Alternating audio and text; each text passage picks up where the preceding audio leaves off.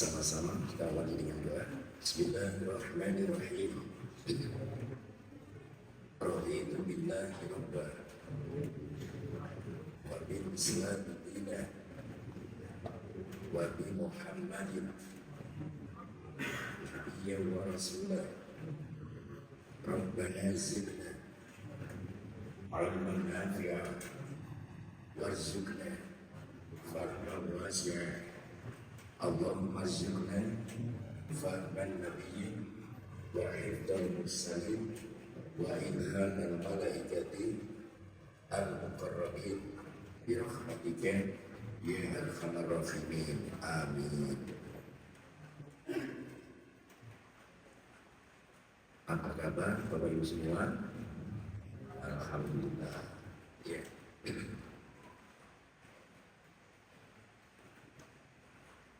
Sejak kemarin hujan hingga saat ini, ya, yang pasti hakikat hujan itu rahmat, tapi bisa jadi hujan menjadi laknat, bukan karena hujannya, tapi karena manusianya. Manusia sering mengeluh ketika panas ingin hujan, ketika panas ingin hujan, ketika hujan ingin panas. Ya, padahal mestinya apa yang terjadi harus kita syukuri. Apa yang terjadi harus kita syukuri.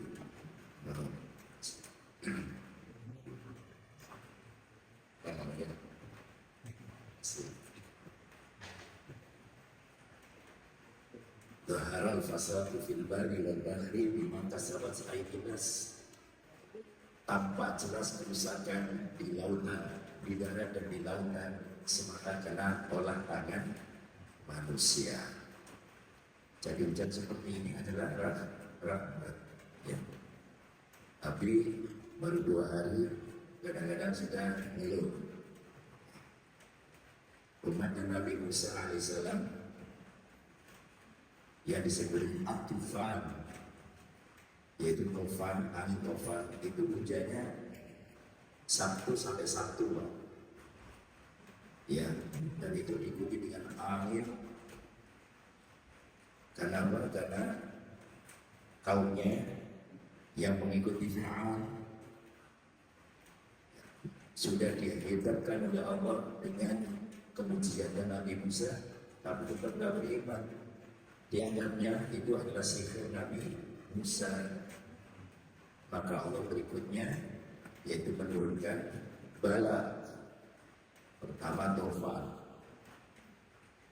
ya, selama 7 hari penuh, masuk ke 8 hari.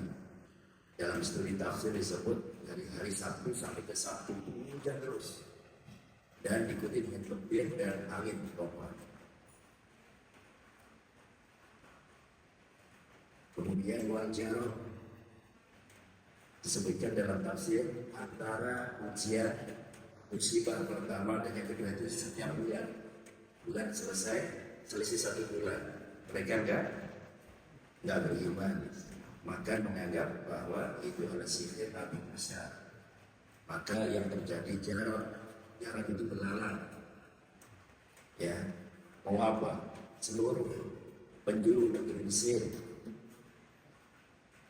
semua makanan tumbuh-tumbuhan, ya, kering kerontang,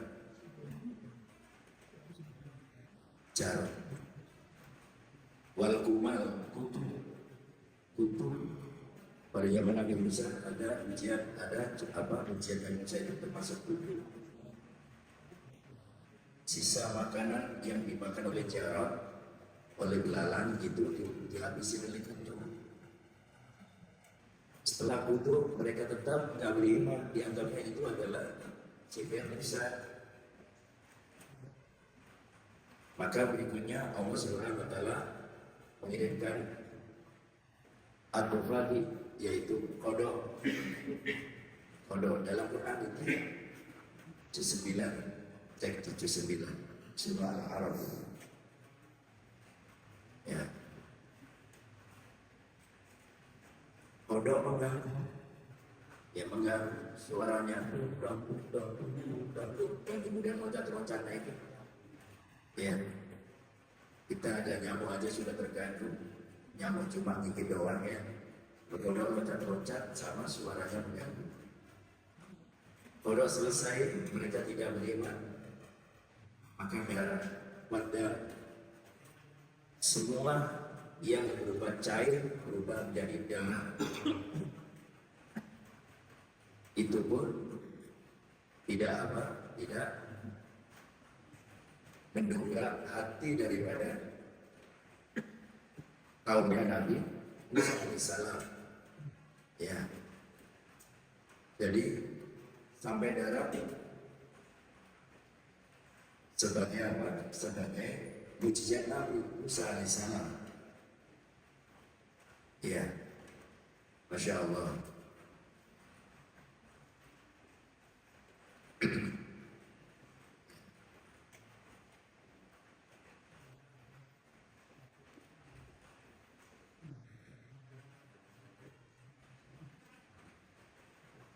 Surah Al-A'raf ya. Surah Al-A'raf itu disebabkan karena olah tangan manusia dan selalu manusia itu mengeluh. Jadi jangan sampai dengan hujan seperti ini, aduh pagi-pagi hujan betul ya. Begitu dikasih panas juga ribet juga. Yang bagus tetap mensyukuri apapun yang terjadi, karena syukur itu, dengan syukur kita akan merasakan nikmatnya hidup. Kalau manusia tidak pernah syukur, pasti tidak akan pernah merasakan nikmat hidup. Kunci daripada nikmat hidup itu mensyukuri apa yang ada. Dalam fikih disebut dengan qanaah. Ya, qanaah tidak berarti juga tanpa ikhtiar. Ya, puncak daripada syukur bukan sekedar mengetahui berapa banyak yang kita terima, tapi mengetahui siapa yang memberi kita sehingga kita bisa menerima.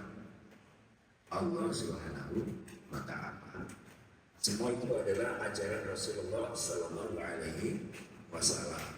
Ya, karena itu pada kesempatan ini berkenan juga kita sudah masuk pada bulan Syawal, Rabiul Awal ya, Rabiul Awal itu sudah tanggal 7 Rabiul Awal. Maka pagi hari ini kita mengangkat tema menerangkan bicara hidup Rasulullah Sallallahu Alaihi Wasallam, kira sebalik sirah Rasulullah Sallallahu Alaihi Wasallam. Bismillahirrahmanirrahim. Pertama, harapan kita semoga kita dijadikan Allah sebagai keluarga Allah. Keluarga Allah itu adalah ahli Quran. Kenapa kita berobsesi seperti itu? Karena Aisyah radhiyallahu anha ditanya tentang akhlak Rasulullah. Sayyidah Aisyah radhiyallahu anha ditanya oleh para sahabat, terutama tabi'in. Tabi'in itu generasi setelah sahabat. Ya, wahai Bunda Aisyah, bagaimana sih akhlaknya Rasulullah? Tolong digambarkan. Saat itu Sayyidah Aisyah tidak langsung menjawab, bahkan menangis. Kenapa menangis? Karena khawatir jawabannya itu salah. Ya. Maka ilham datang kepadanya, ilham dari Allah. Aisyah langsung menjawab, karena khuluqul Quran. Rasulullah itu adalah Al-Quran berjalan. Udah, itu sudah apa? Global tapi komprehensif. Kalau disebutkan Rasulullah gini, Aisyah takut kurang dari apa yang sebenarnya.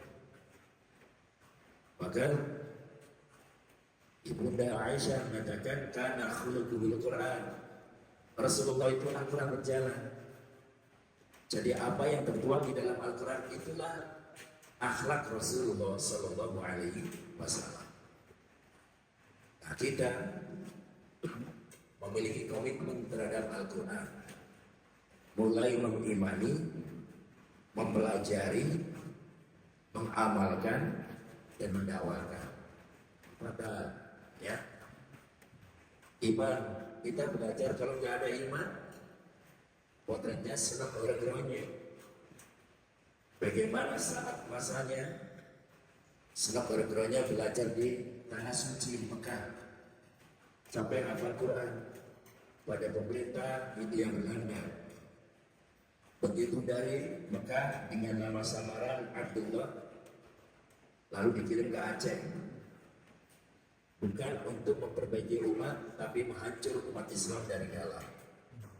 Seolah-olah paham Quran, memang paham, tapi hidayah tidak berpihak kepadanya. Sehingga apa yang ia lakukan adalah justru menghancurkan Islam dari dalam. Itu belajar tapi gak iman. Maka sebelum kita belajar harus mengimani dulu. Ya. Setelah mengimani baru belajar.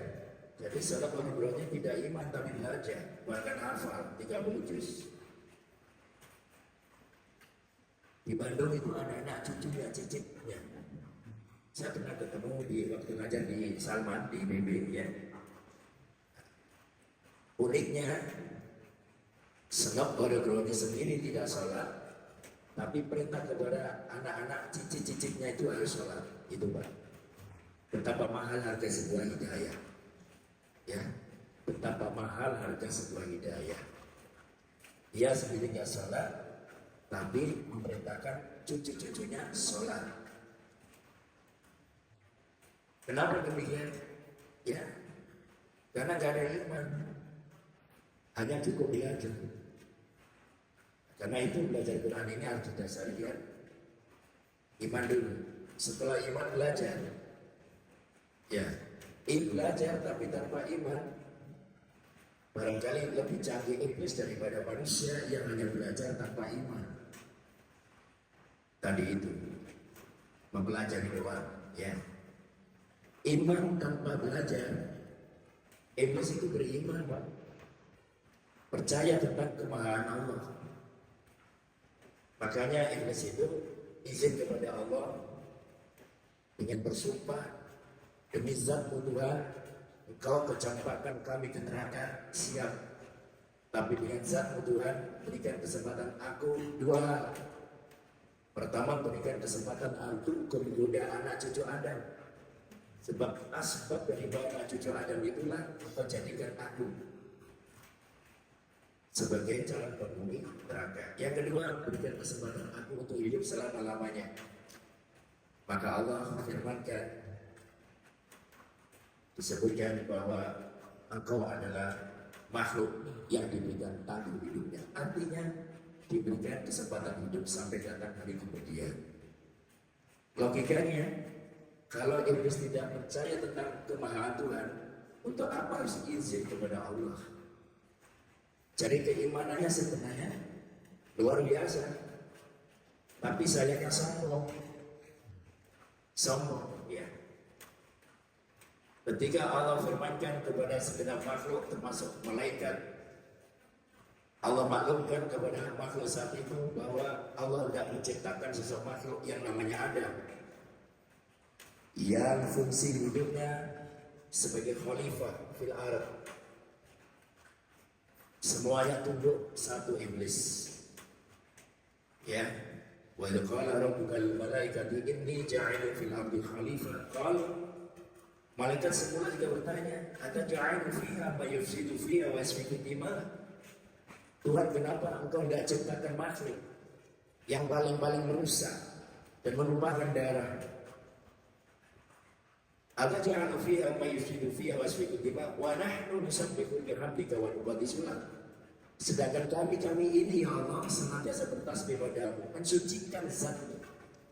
Langsung dikatakan Allah, inni a'lamu ma la ta'lamun. Aku lebih tahu dari apa yang tidak kalian ketahui. Baru saat itulah Allah mempresentasikan sosok seorang Adam dengan sebelum dipresentasikan Adam diberikan ilmu. Wa'alama Adam al-asma' kullaha thumma 'aradahu 'alal malaikati faqala ambi'uni bi asma'i ha'ula'i in kuntum shadiqin. Setelah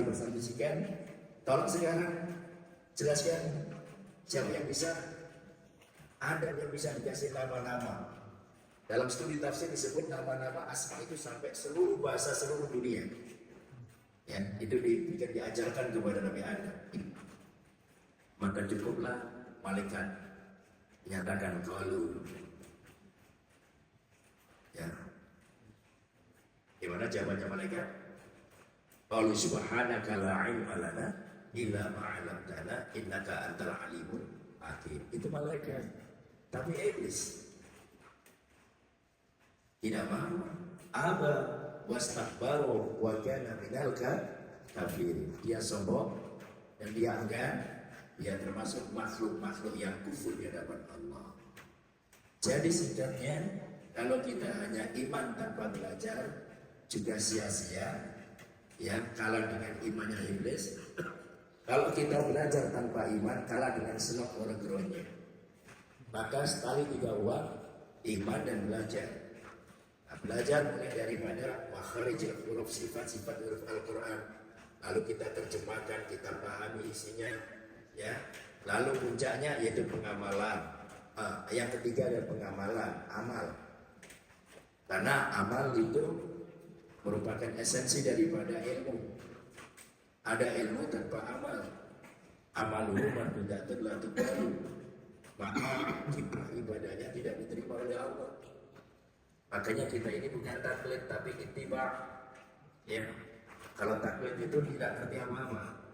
Sekalipun ada bidang-bidang tertentu kita harus taklid. Contohnya apa? Contohnya penetapan hari raya, misalnya ya kita ikuti aja pemerintah.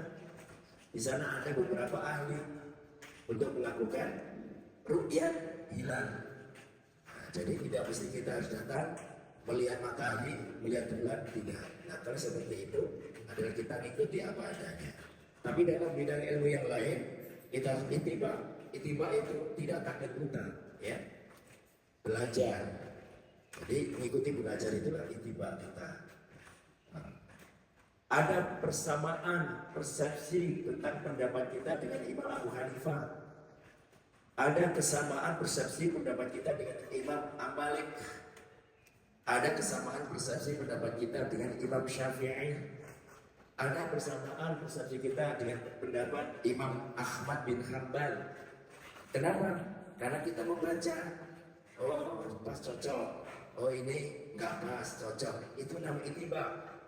Bukan langsung taklid, Bu. Nah, ini. Jadi Quranlah, ya, ini adalah menjadi esensi kehadiran Rasulullah SAW. Dan kita, komitmen kita yang puncaknya adalah mendakwahkan Al-Quran. Jadi mulai mengimani, mempelajari, lalu mengamalkan dan dakwahkan Al-Quran. Pantas kalau Aisyah radhiyallahu anha nyatakan kana khuluqul Quran. Mari potret kehidupan kita beragama. Kira-kira orang sedunia ini banyak yang ngerti Quran apa enggak? Bukan sekedar ngerti Quran enggak, Pak. Banyak yang muslim apa enggak itu dulu.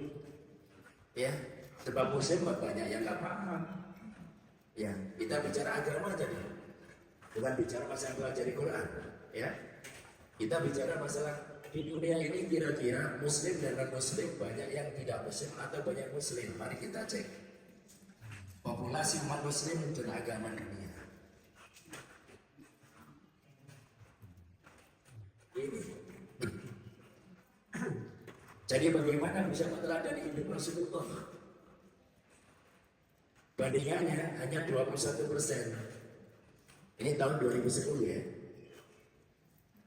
Ya, awal memasuki tahun 2010. Jadi 14 tahun yang lalu.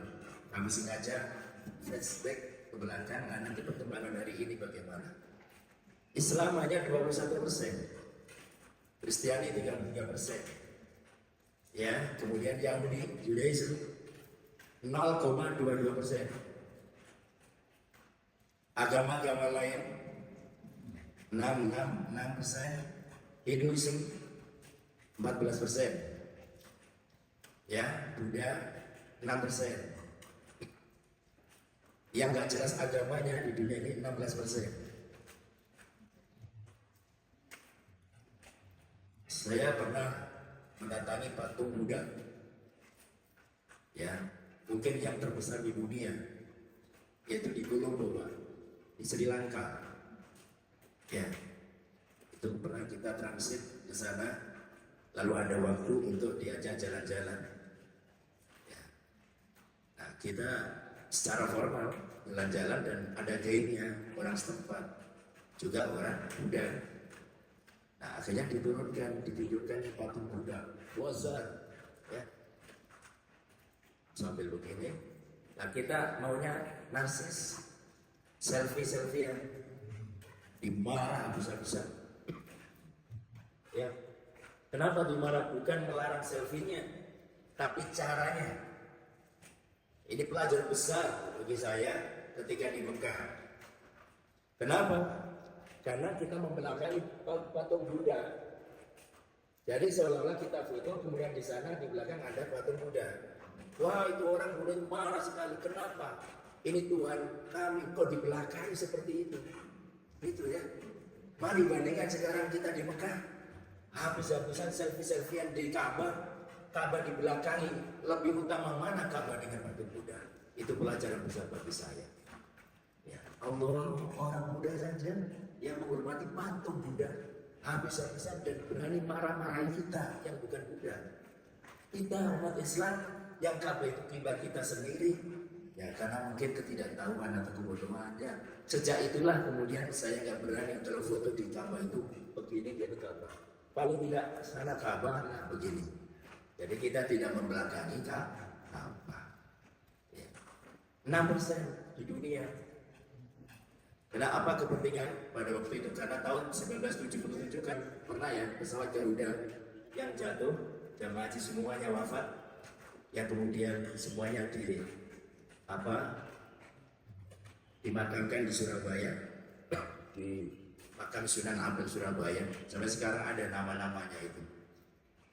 Ya, itu ditunjukkan dulu tahun sekian ini.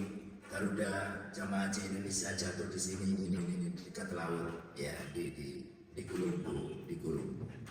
Ya. Jadi kita bayangkan populasi Muslim dibanding dengan agama-agama dunia. 79% penduduk bumi itu tahun 2010 sekitar itu adalah kufur di hadapan Allah. Hanya 21% yang warna merah itu. Itu pun masih macam-macam. Ada Syiah, ada Sunni, ada Islam Gavatar, ada Islam Pasundan, ada Islam Kejawen. Ya, wah, kalau catatan Majelis Ulama lebih dari 250 sekte keagamaan di Indonesia yang mengaku Muslim. Bergentayangan itu. Masya Allah. Jadi semakin saring lagi berapa persen ini? Kalau dunia sudah potensi seperti ini, tidak mengikuti Rasulullah, bagaimana meneladani Rasulullah? Yang meneladani saja macam-macam, hanya 21% secara statistik. Bagaimana dunia bisa berkah? Ya, di dalam surah Al-A'raf disebut, walau anna ahlal qura amanu wattaqu la fatahna 'alaihim barakatin minas sama'i wal ardh walakin kazzabu fa akhadnahum bima kanu yaksibun. Ayat 96. Dan sekiranya penduduk negeri, penduduk kampung dan sebuah negeri itu mau beriman dan bertakwa kata Allah, imtak. Walau anda ahlul qura amanu wa taqwa, imtak, iman dan takwa. Apa janji Allah? La fatahna 'alaihim barakatin minas sama'i wal ardh. Pasti dan pasti adalah nyala taukid. Masuk pada fi'il madhi. La fatahna 'alaihim, pasti akan kuberikan kemenangan, kubuka atas mereka barakatin minas sama'i wal ardh. Keberkahan turun dari langit, hujan. Keberkahan tumbuh dari bumi, tumbuh-tumbuhan. Itu kalau imtak, iman dan takwa. Namun kata Allah, walakin kazzabu fa akhadnahu bima kanu yaksibun. Sayangnya mereka itu mendustakan. Nah, skala dunia, skala kita tarik, skala negara.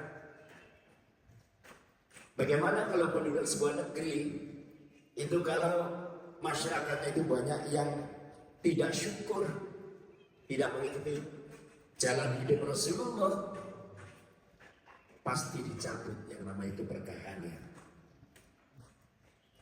Kita mengerucut lagi, bagaimana satu wilayah regional kita, misalnya provinsi kita, yang masyarakatnya itu kufur, banyak kufurnya daripada yang syukur, keberkahan hidupnya akan dicabut oleh Allah.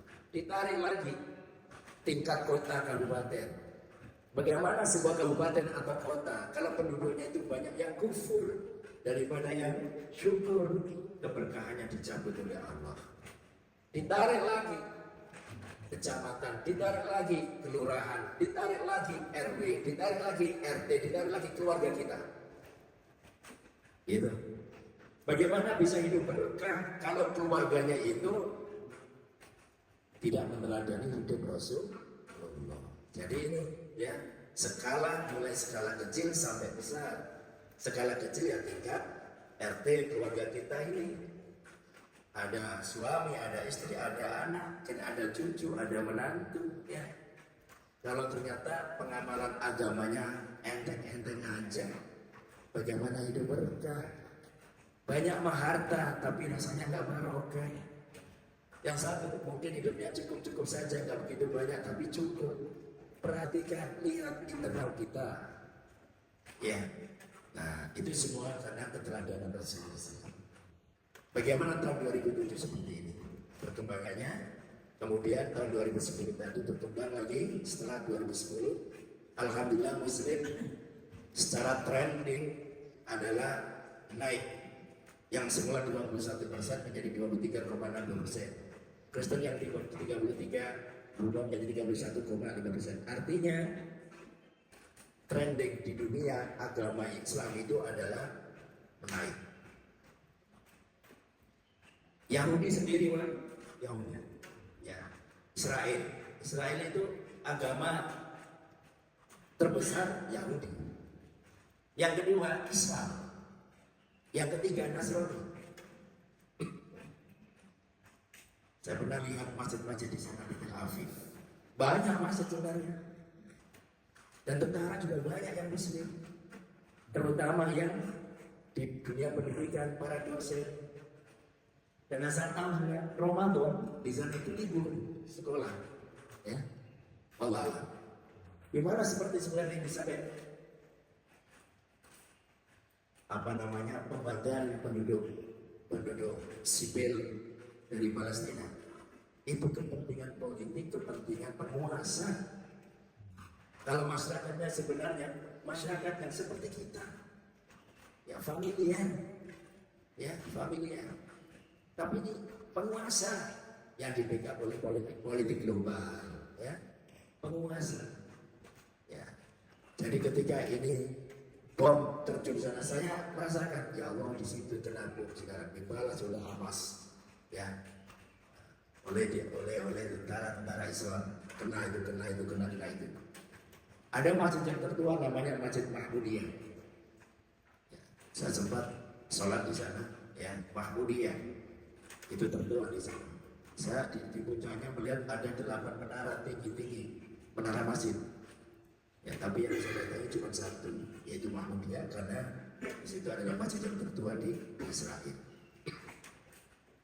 Tapi ingat, Israel cuma 0,2%, tapi menjadi polisi dunia. Ini becus 0,2%, 0,2%. Sementara Muslim 23,2% di tahun 2010 di sini. Ya. Kalau dibanding Israel dengan Muslim tentu besar Muslim, tapi kalau Muslim dengan orang kafir banyak kafirnya, gitu ya, banyak kafirnya. Tahun 2001 ini perbandingannya, penduduk bumi 7,85 miliar. Ya, tepatnya adalah 7.854.965.732 jiwa. Dari sekian ini 75,6% penduduk ini dikuasai 10 negara besar, dan yang paling besar adalah China. Jadi saya coba untuk mencari data seperti ini ya. Ya, Cina lagi Cina ya. Ya, ya. Mari bandingkan Muslim, Kristen dan Yahudi.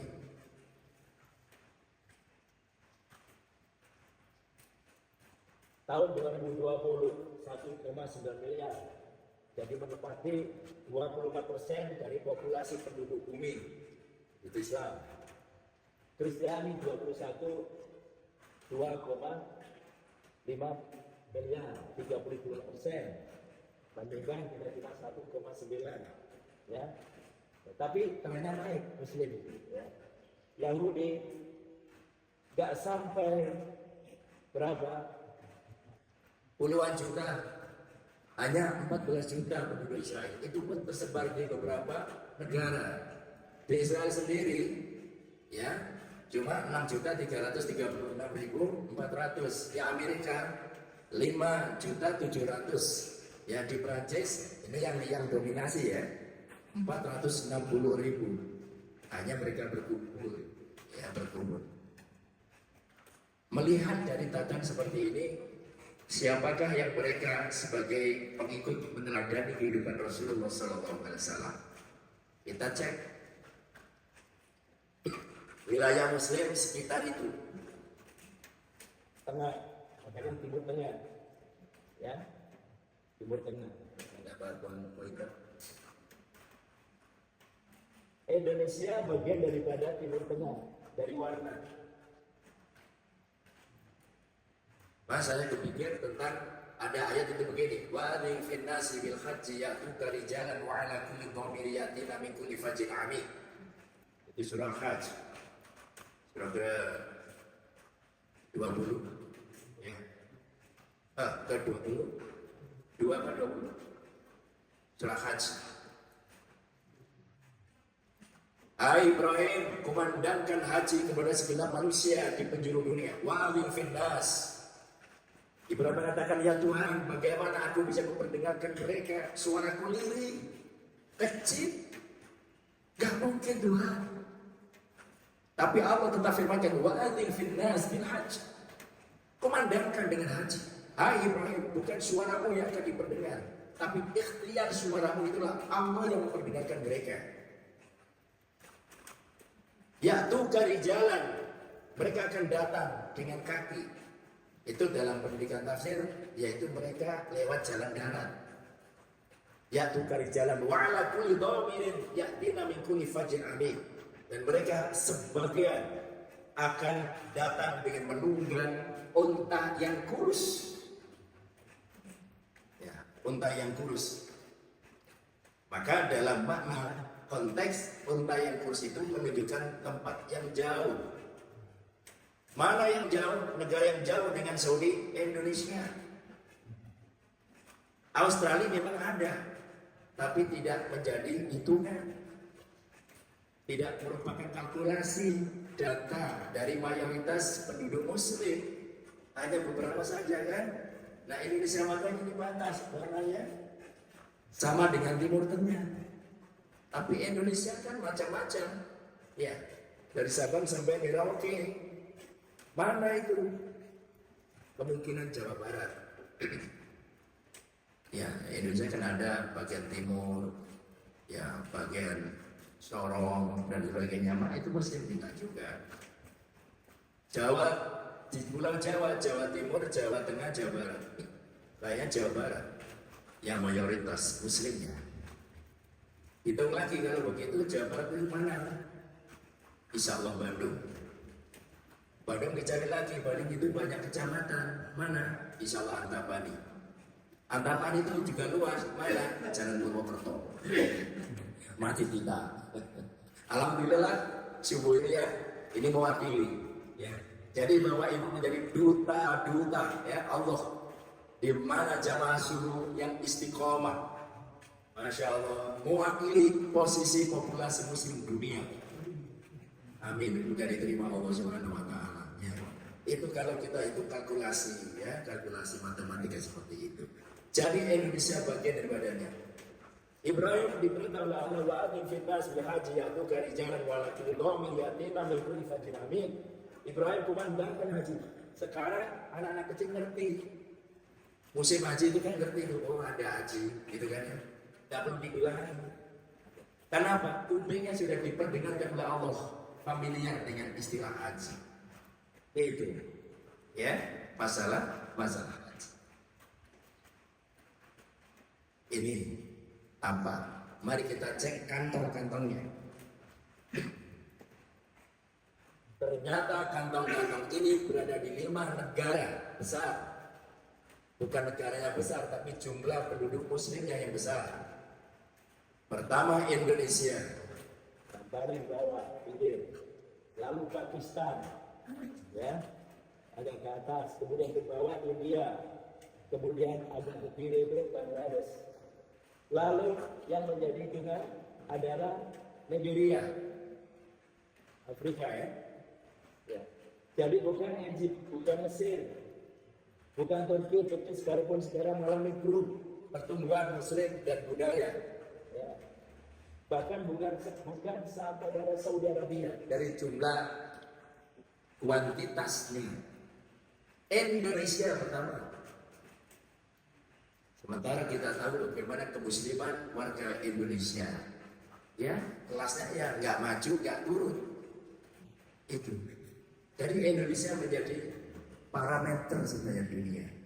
Disinilah Indonesia yang mana yang mengikuti jejak Rasulullah SAW. Lagi-lagi kita bersyukur, ya. Lagi-lagi kita bersyukur sebagai bangsa Indonesia, insya Allah. Rasulullah Allah berfirman, bagaimana kita bisa mencontoh Rasulullah? Dasar pertama adalah laqad kana lakum fi Rasulillahi uswatun hasanah.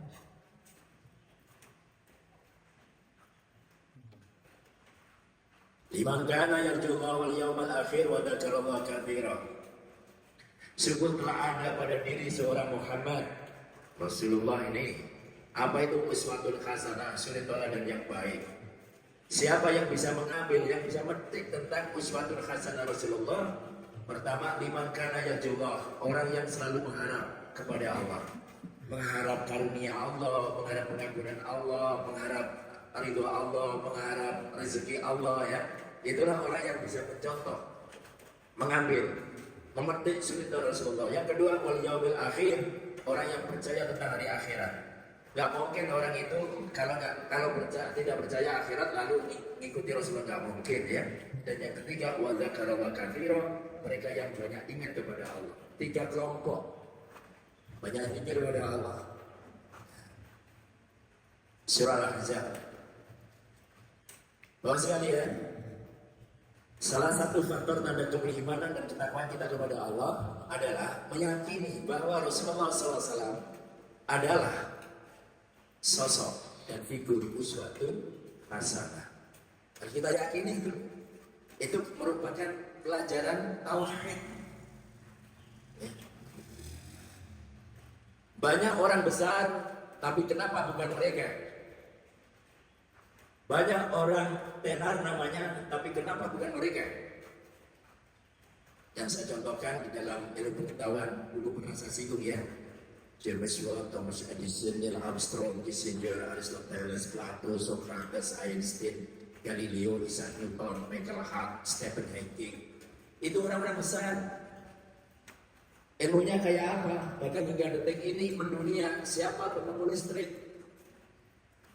Tapi kenapa mereka tidak layak menjadi uswatun hasanah? Itu masalahnya. Ya. Sekalipun Rasulullah ditulis oleh Stephen Hawking, ya, yang menulis buku berjudul 100 tokoh dunia, itu Rasulullah ditaruh di nomor pertama. Dan saat itu beliau diprotes oleh dunia, kenapa bukan Isa? Bahkan Isaac Newton ditaruh nomor 4, Isaac Newton, ya, oleh ini Stephen Hawking. Jawabannya juga nggak memuaskan. Apa jawabannya? Cuma itu kan satu sisi saja, saya manusia seperti itu. Nah, emangnya dari sisi lain Rasulullah tidak besar. Rasulullah besar, figur, Tadi sudah disebut oleh Allah dalam surah Al-Ahzab, laqad ja'akum fi rasulillahi uswatun hasanah. Bahkan lebih spesifik lagi, karena akhlaknya lah yang menjadikan kebesaran Rasulullah SAW. Dituangkan di dalam surah Al-Qalam, surah ke-68 ayat 4. Innaka la'ala khuluqin azim. Nah, jadi kebesaran Rasulullah ya, bukan itu saja, tapi pertama adalah akhlaknya Rasulullah. Seirama dengan hadis ucapan Rasulullah menyatakan innama bu'itsu liutammima makarimal akhlak. Jadi akhlak ya, walaupun pinter kayak apa, titelnya sederet ya, nama ya, tapi kalau akhlaknya rusak entah apa ya, akhlak. Makanya putra putri kita, cucu kita, pendidikan akhlak itu perlu. Tapi bagaimana sekarang ya, pendidikan kita akhlak hampir dihilang-hilangkan kan?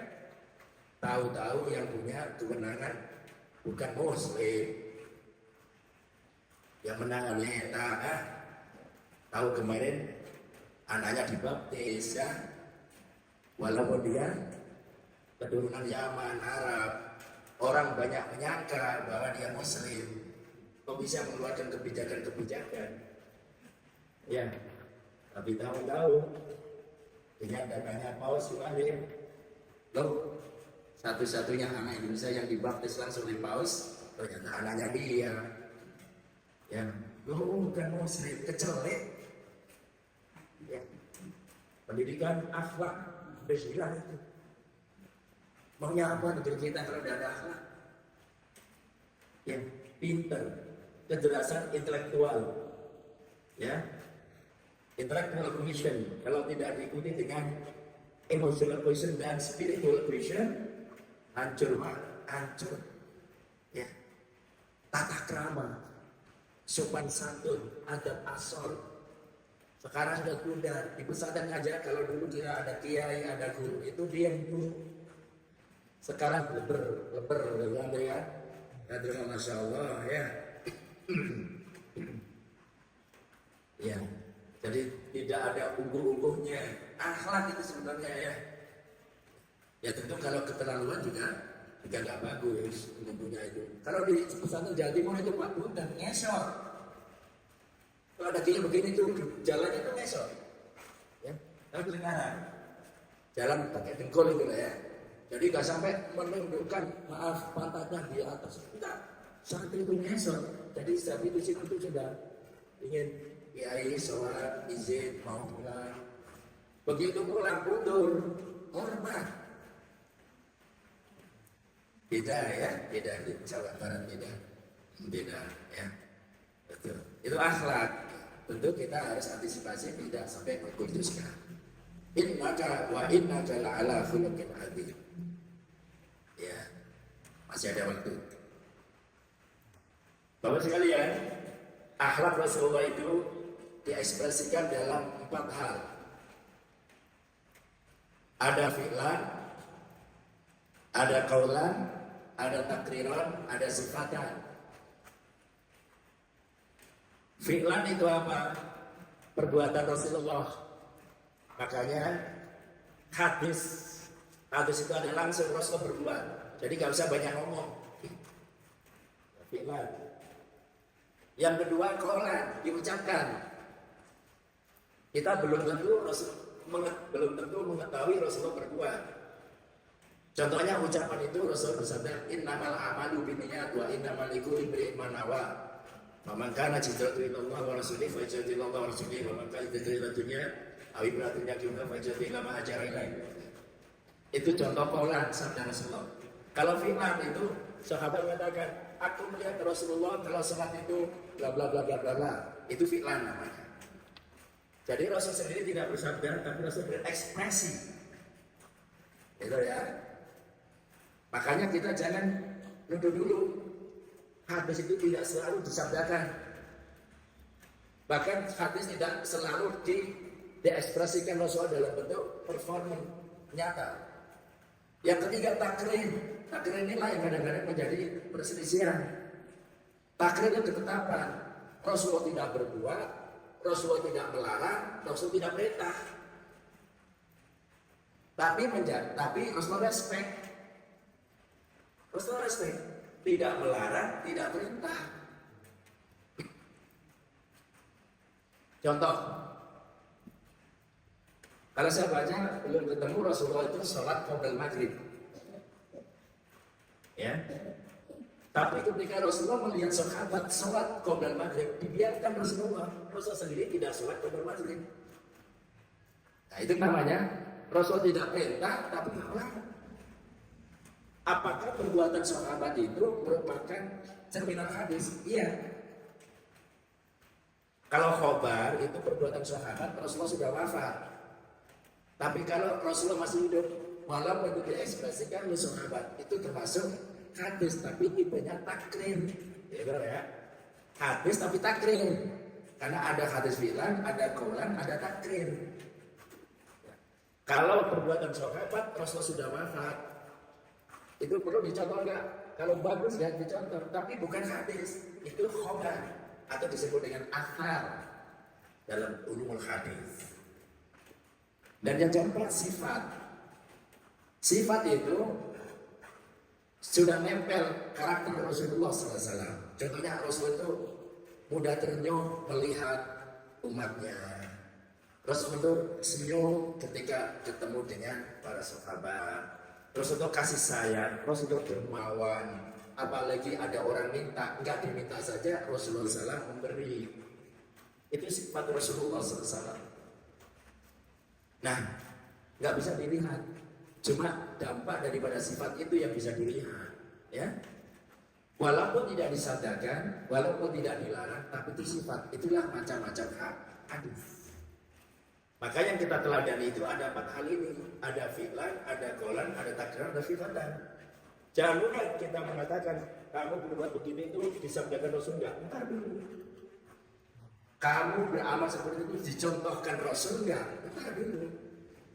Karena ada takrir. Takrir itu Rasulullah tidak melarang, Rasul juga tidak memberi contoh. Tapi Rasulullah respect, gitu kan? Respect Rasulullah SAW. Ya contoh yang paling mudah tadi, Rasulullah tidak pernah melakukan qoblal maghrib, tapi Rasulullah membiarkan sahabat melakukan qoblal maghrib. Bagi kita, mau enggak? Ada kajian serius di dalam studi hadis itu, kenapa Rasulullah itu kajian ya? Kenapa Rasulullah kok tidak melakukan qoblal maghrib? Kajian kritis di mana Rasulullah khawatir nanti kalau dilakukan Rasulullah, para sahabat pasti memaksakan diri mengikuti sunnah Rasulullah, sementara waktu maghrib itu singkat. Itu jangan sampai orang kemudian memenangkan sunnah-sunnahnya, tapi waktu maghribnya terabaikan. Inilah kajian-kajian kritis dalam studi ulumul hadis. Nah, Bapak sekalian, dari 4 hal tadi itu frekuensi sunnah lalu dijabarkan menjadi 4 hal. Pertama, sunnah wajib dikerjakan. Yang kedua, sunnah rugi ditinggalkan. Yang ketiga, sunnah berkait dengan niat. Yang keempat, sunnah harus ditinggalkan.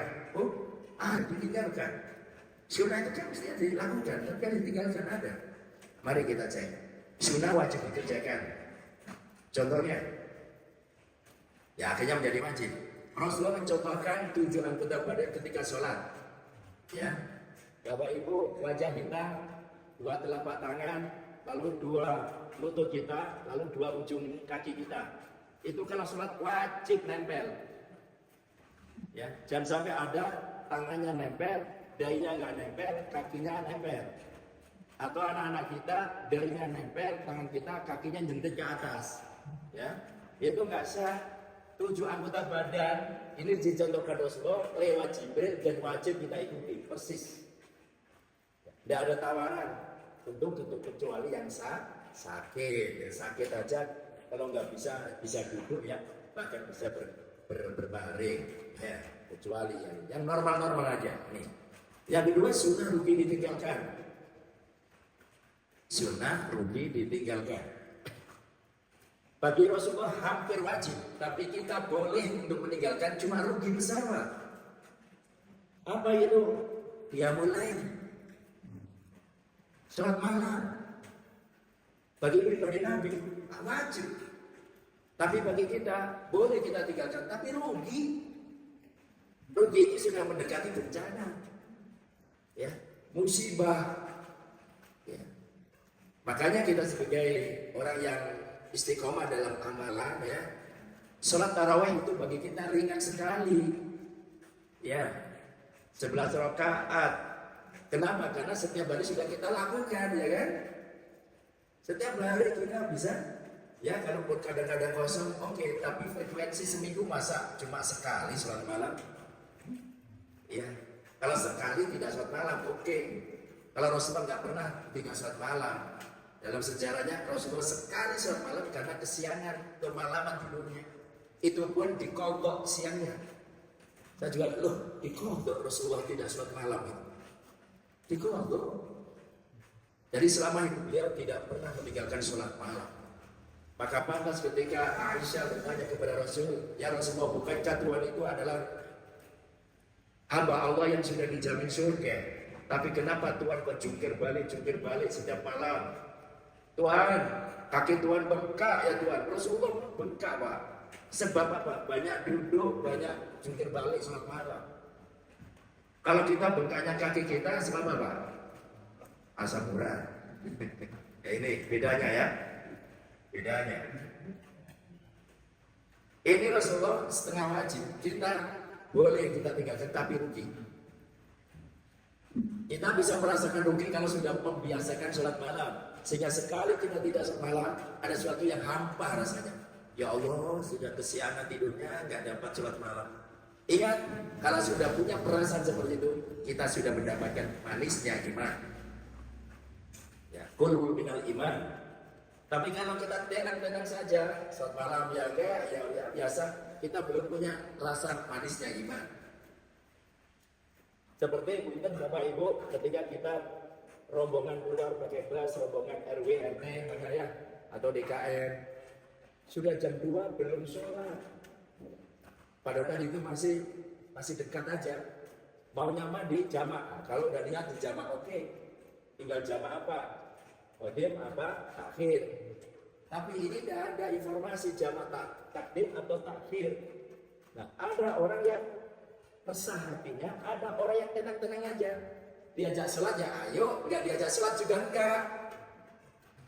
Ini ingat, ini rasa manisnya iman kita. Ya, kalau kita sudah waktunya sholat tapi nggak sholat, resah, punya manisnya iman. Kalau kita sudah terbiasa qiyamul lail, sekali tidak qiyamul lail, ada resah baginya, manisnya iman. Kalau kita biasa qobliyah badiyah kita lakukan, tapi suatu saat kita ketinggalan oleh imam, resah, manisnya iman. Kita biasa menjaga wudu, tapi suatu saat kondisinya kita jauh dari air, kita bahaya, tayamum ini sudah memenuhi persyaratan apa enggak ya? Sehingga kita tidak punya wudu, asa hati kita dalam perjalanan sudah punya manisnya iman. Gampang itu. Ibda binafsik, ya. Istafti nafsak qalbak. Minta fatwalah kepada hatimu sendiri. Jadi kita minta fatwa. Ini kumaha ya. Nah, makanya kalau kita menghadapi sesuatu yang ragu, tanyakan pada diri. Kalau itu jangan. Tapi kan. Kalau sudah tapi kan, ragu. Tak mayarimu ila mayarimu. Tinggalkan sesuatu yang meragu kepada sesuatu yang meyakinkan. Itu caranya ya. Yang ketiga, sunnah berkait dengan niat tergantung. Dengan niat itu tergantung kita ya. Ya, kita format Rasulullah bagaimana sholatnya. Kita ngikuti Rasulullah sallallahu alaihi wasallam ya. Tergantung Pak. Tergantung ya. Oke ya, tergantung niatnya. Niatnya bagaimana? Yang penting rumah kita misalnya ala Rasulullah kayak apa, kita makan pakai tangan karena ikuti niat mengikuti Rasulullah ya, terus tanpa sendok. Nah itu juga tergantung niat kita. Yang keempat, sunnah harus ditinggalkan. Jadi sunnah tapi harus ditinggalkan. Contohnya Siti Aisyah radhiyallahu anha ketika ditinggal Rasulullah di usia 19 tahunan Bu ya. Aisyah menjanda di usia 19 tahun Rasulullah wafat ya. Aisyah sendiri haram untuk menikah dan haram dinikahi di mana sahabat yang lain karena istri Rasulullah itu menjadi ummahatul mukminin, ibunya orang mukmin. Nah, punten, ada kata punten, ibu-ibu ada suami meninggal, lalu niatnya saya ikuti Sayyidah Aisyah, ibu Aisyah, yang ketika ditinggal Rasulullah tidak menikah, udah deh. Kalau gitu saya juga gak usah menikah lagi sebagaimana Aisyah. Itu haram. Kalau niatnya seperti itu, ya. Harus tinggal itu gak boleh. Nah, kalau alasannya, udah deh aku cukup dengan almarhum. Saya sudah besarkan anak-anak saya besarkan sampai nanti sukses. Saya cukup dengan suami almarhum. Insya Allah saya tidak akan nikah lagi. Boleh. Nah, boleh ya. Jadi ini tergantung. Ya. Beda dengan almarhum. Almarhum sudah sakit, lalu bilang pada istri tolong ambilkan secari kertas dan pulpen. Ada apa ya? Saya akan berwasiat. Hanya ditulis, istri yang sayang suatu saat aku meninggal, ditulis jangan nikah lagi sayang. Itu wasiatnya nggak benar. Ya, dipaksakan istri pakai stabilo. Jika engkau maksakan nikah lagi, awas malam-malam ku cekek kamu. Itu nggak benar, wasiat nggak benar ya, nggak benar. Tapi demikian pula kalau kita nggak nikah, maaf, kemudian ikuti Aisyah, itu haram. Ya, jangan seperti itu. Termasuk Rasulullah SAW itu haram menerima zakat dan sedekah. Sedikit waktu ya, sedikit aja. Rasulullah haram menerima zakat dan sedekah, tapi Rasulullah boleh menerima hadiah. Keluarga Rasulullah haram menerima zakat sedekah. Kalaupun ada orang menerima zakat itu dia akan diberikan kepada sahabat. Itu terjadi pada waktu peristiwa Salman Al-Farisi ya, masuk Islam. Tuh. Nah, jadi gimana sekarang? Kalau Bapak Ibu ada saudara kita kapasitasnya itu layak menerima zakat dan sedekah, tapi dia enggak ada gengsi. Saya bukan kelas yang menerima zakat dan sedekah. Haram itu. Ya. Haram. Kenapa? Yang haram terima zakat sedekah itu Rasulullah dan keluarganya. Itu hukum khusus pribadi Rasulullah. Ya. Yang lebih haram lagi, yang semestinya kita ada sebagai muzaki, tapi memposisikan kita sebagai mustahil, itu juga haram. Ya. Wong kita harus memberi kok, kita menjadi penerima, itu haram. Kecuali kalau kita menjadi amilin, amil sudah lain masalah. Walaupun megah rumahnya bla bla bla bla, tapi ini sebagai pengurus zakat, ya kan ya. Andai kata diterima boleh, andai kata diterima kemudian diberikan lagi orang lain juga boleh. Itu karena sudah innamas shadaqatul lil fuqara wal masakin menjadi 8 asnaf itu. Oke ya. Jadi adalah frekuensi sunnah Rasulullah yang kita teladani di lahirnya Rasulullah SAW ya. Nah, sekarang pertanyaannya, sudahkah selama ini kita meneladani hidup Rasulullah? Itu pertanyaannya. Sudah, tapi belum sempurna. Belum sempurna ya. Oke. Saya percepat aja 3 menit. Benang merah 12 Rabiul Awal kelahiran Rasulullah Muhammad, hijrah Rasulullah dan wafat Rasulullah. Jadi 12 Rabiul Awal itu Pak, lahirnya Rasulullah, hijrah Rasulullah, wafat Rasulullah. Ada apa? Kenapa harus sama? Dan ini ternyata kebetulan, apa ini bukan kebetulan. Ternyata 12, angka 12 merupakan 12 perkara pedoman hidup umat manusia. 12 itulah yang mencerminkan iman, Islam, dan ihsan. Iman yang 6, Islam yang rukunnya 5, dan 1 ihsan, 12.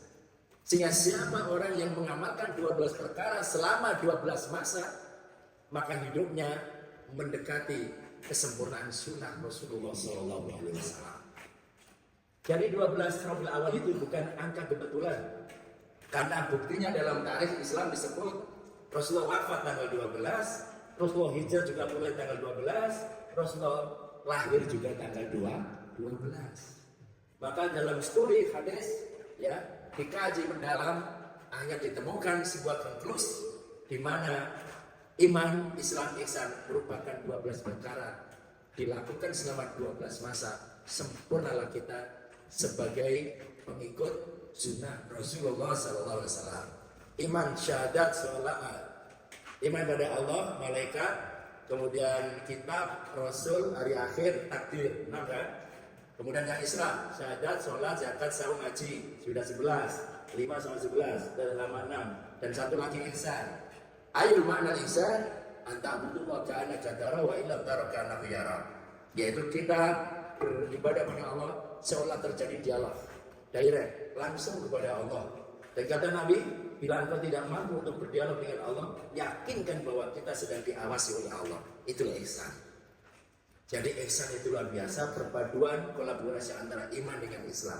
12 perkara inilah yang menjadikan sebab di mana kesempurnaan kita meneladani hidup Rasulullah SAW. Mudah-mudahan ya, dengan peristiwa lahirnya Rasulullah ini kita ambil ibrah, pelajaran besar ya. Bukan sekedar seremonialnya saja ya. Ya, tapi kita mengambil ada apa dengan 12 perkara ini. 12 Rabiul Awal ini ternyata mengandung makna falsafah. Secara falsafi, 12 perkara pedoman hidup bila mana dilakukan selama 12 masa. Apa itu 12 masa? Ya, maknai bulan. Masa itu ya, bisa bulan itu waktu, detik, jam, ya, kemudian tahun, ya. Tapi di sini yang cocok adalah bulan. 12 masa mulai daripada Muharram, Safar, Rabiul Awal, Rabiul Akhir, Jumadil Awal, Jumadil Akhir, Rajab, Sya'ban, Ramadan, setelah Ramadan, Syawal, Dzulqa'dah, Dzulhijjah. Itulah kira-kira yang dapat kita petik dari pelajaran, yaitu mengenal bagaimana pribadi Rasulullah SAW, dan kita sudah insya Allah melakukan walaupun belum sempurna. Sampai di sini mudah-mudahan bermanfaat. Waktunya membatasi kita. Saya mohon maaf nggak ada ruang tanya jawab ya. Sudah siang, kita tutup bersama dengan baca hamdalah. Alhamdulillahirabbil alamin. Subhanakallahumma bihamdik asyhadu an la ilaha illa anta astaghfiruka wa atubu ilaik. Mohon maaf. Assalamualaikum warahmatullahi wabarakatuh.